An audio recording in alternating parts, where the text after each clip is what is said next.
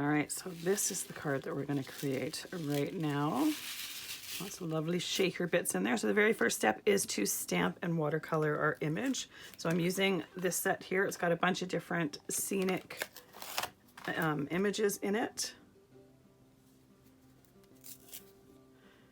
And I'm going to do this part first and then stamp the snowman just to give this a few seconds to dry, because I do want to stamp and emboss some snowflakes with white embossing powder. And I just want to make sure that my StazOn ink has dried.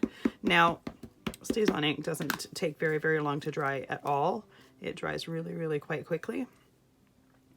But I'm using it for this because with watercolor, you want to use a permanent ink so that when we're adding water with the watercolor, we don't have anything that is running. And I will clean these stamps when I'm all done. But for right now, we're just putting them away. And I don't feel any need to use a stamp position or anything for this, just because I'm just stamping them. There's no need to restamp them or anything afterwards. So I'm just using an acrylic block with it. And the thing with StazOn cleaner, because it's a permanent ink, you need to use a permanent ink cleaner. So there is StazOn cleaner that will work. There's something, what is it called? Ultra Clear Ultimate Stamp Cleaner, just something that cleans permanent ink. If you have stamp cleaner that cleans just dye-based ink, it won't work for permanent inks. So just be prepared for that. All right, there we go. So those guys are all stamped and ready. Now let's put our snow on here. Now I want to do the snow on now because I want the watercolor to resist it. But if by chance you forget or whatnot, you can do it afterwards. There's really not, it's not going to make a difference in the look of it. I just like seeing that it resists it when I'm doing it.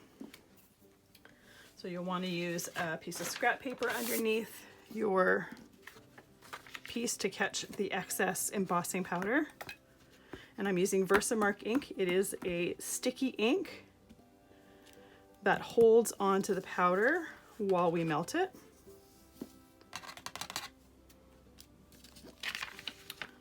Now what I should have done was stamped all of the snowflakes at once and embossed them all at once. And I'll do that for the next, but I have to emboss this part here.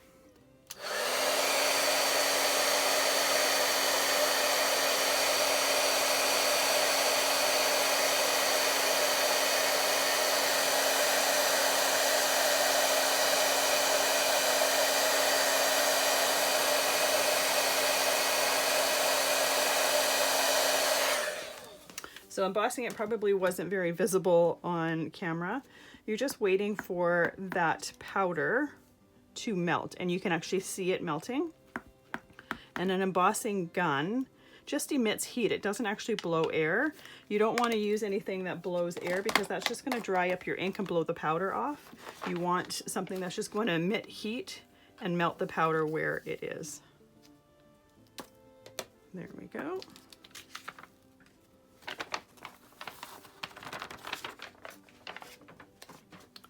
The lid on it so we don't accidentally tip it over anything, and melt the rest of the powder.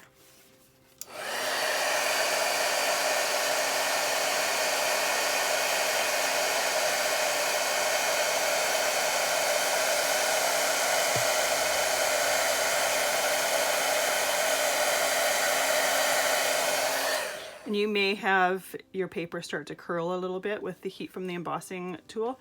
If you also heat it from underneath there, that will help flatten it out a little bit. It often doesn't go completely flat, but once you glue it down to the card, it won't be noticeable at all.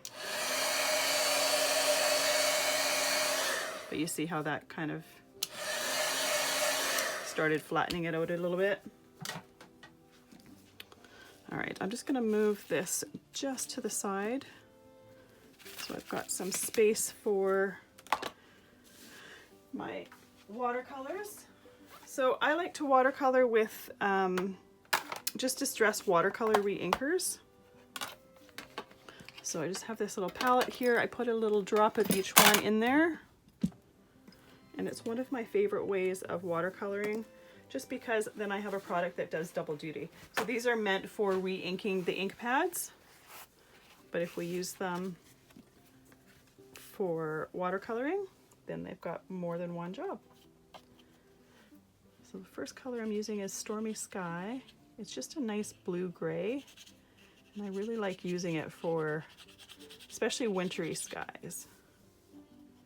And you notice I put my picture upside down. That's because I want the sky color to be darkest behind the trees in the cabin. And because there's the most amount of ink when I first put my brush down, I'm going to get that by turning it upside down. I could have it this way and then be turning my wrist. It's just easier to turn the piece upside down and work this way.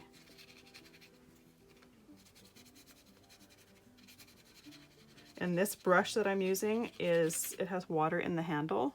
So as I need some extra water, I can just squeeze it and get some extra water out. The other nice thing is when I want to move to another color, I just squeeze it on my paper towel, rub my brush a little bit, and my brush is clean. I'm ready for the next color. So I'm going to do it just a touch of pumice stone right at the top of the snow, just giving it a little bit of a shadow.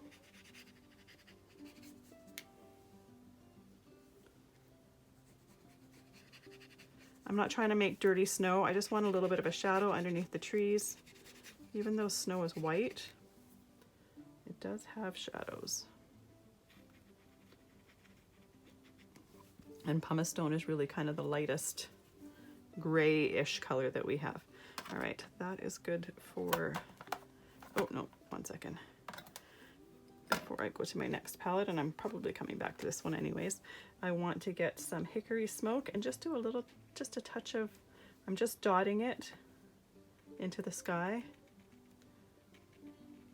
And best to do this when the sky is slightly damp, because then it's going to start bleeding out into the color that's already there and the dampness that's already there. There we go.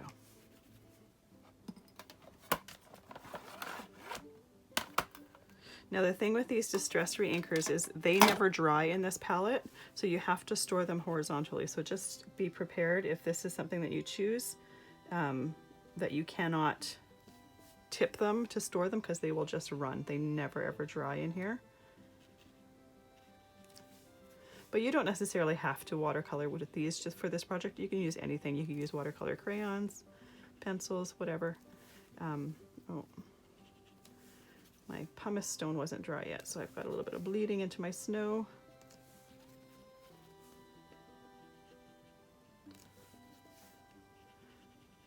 So all I'm doing is picking up the color and then just taking the excess off on my paper towel here.